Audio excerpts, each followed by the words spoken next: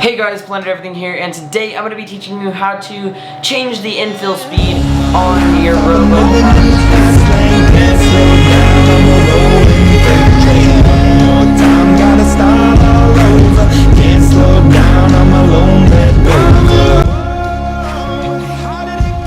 So, this 3D printer is capable of slicing on board, so you don't have to use an application like Cura or anything like that to actually make your stuff, but I sometimes do, but I often mess up the files and like there's too many variables on there, so I keep it simple with using the Robo slicing software that's on board, so that I can make it a little bit more safe for the printer, because I've broken multiple parts of the printer by using Cura.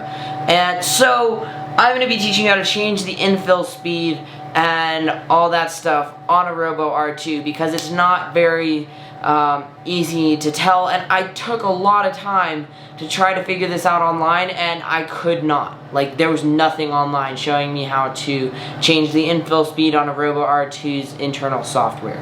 So I'm going to be teaching you how to do that, because I actually had to contact Robo support, and now it's actually finally working, printing like with that stretchy material. So let's go. On the Robo R2, it's not going to be while you're actually printing, or while you're actually creating the G-code file for the printer, that you're going to be creating this this infill change, the infill speed change. You're actually going to be creating it after the fact, while you're just starting printing. So, for example, you go onto this screen, and when you're printing, it'll look something like this. Now click Utilities, and you'll see over here it will say Print Tuning. Now if you click that, then it says multiple different options. It gives you fan speed, print speed, and flow rate. So for this type of this material, I need to have a slower print speed and a faster flow rate.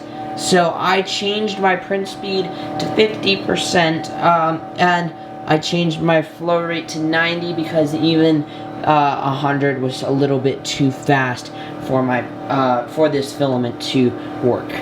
So there are certain cases where you actually need to change this. There's not very many that you'll be needing to change the infill density, the infill speed, but in this case I do, because it is a weird material that often will come loose from the print bed, and so I have to have it print really slowly onto the print bed, and also I have to make it actually stick together with itself, because it prints in extremely small little lines, because of how fast the printer will be going over top of the spot, and so it'll spread out the line a little bit more, because it doesn't extrude as much filament.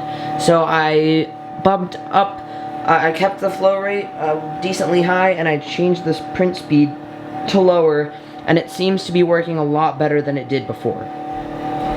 So hopefully you found this helpful. I took a lot of time to figure out how to do this, because it wouldn't print this filament without me learning this. But it's really as simple as that. If you are using Cura, you can change it on the software itself, and if you need to know how to do that, just look it up online. There's a ton of pages on how to change the infill speeds on Cura. But this was an extremely frustrating thing, because I actually had to wait about 2 days to be able to print anything good with this, because you could only print a very small object with the previous print settings, or with the previous with the previous infill speed. But now that it's got an updated infill speed, I can really print as big of anything that I want. But yeah, that's pretty much it for this video. If you liked it, please give me a thumbs up. Don't forget to subscribe, and also please share with your friends because, you know, sharing is caring.